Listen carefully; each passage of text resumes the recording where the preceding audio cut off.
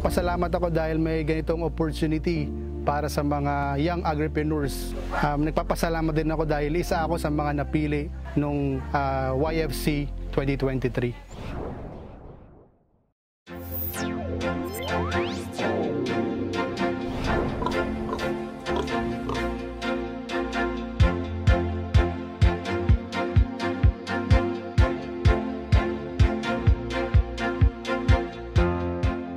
Po yung aking enterprise last year. Kukunti pa lang yung maaari nakita ko na impact. Pero malaki yung naging tulong nito sa akin dahil nakapagdagdag ito sa income namin ng aking pamilya ay talagang nakatulong sa akin financially.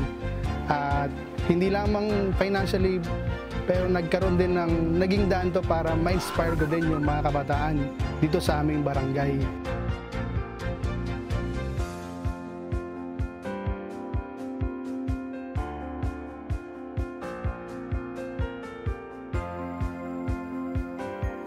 Nagsimula po ako sa isang baboy. Binili ko yon para gawing inahin. At yun yung nakita nyo sa likod.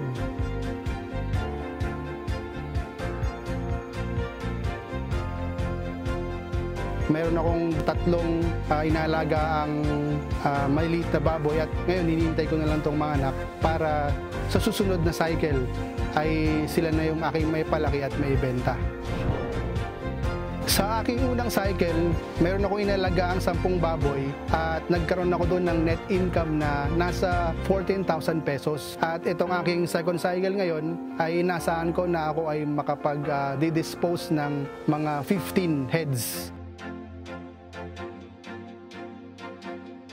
Ang aking pong karagdagan na plano dito sa aking enterprise ay madagdagan ko pa yung aking production area or mas marami pa yung heads na baboy na maalagaan ko. At the same time, nais ko din na magkaroon ng meat shop business na kung saan yung mga consumers ay makakabili ng mga fresh meats or processed meats dito sa aming barangay. At nais ko din na mag-construct ng biogas digester na gagamitin ko o ng aming household sa pagluluto at aking planong bio-intensive gardening. Kaya dito sa aking area ay i-apply ko yung mga dumi or waste nila para maging pataba at magamit sa mga pagpapalaki ng halaman.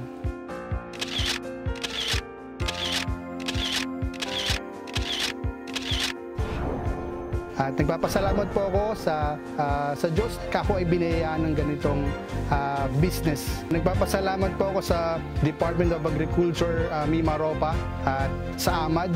Nagpapasalamat din po ako sa YFC program coordinators, maging sa aking pamilya at sa mga aking kapwa awardees na naging bahagi din o tumulong para maisakatuparan yung enterprise na ito.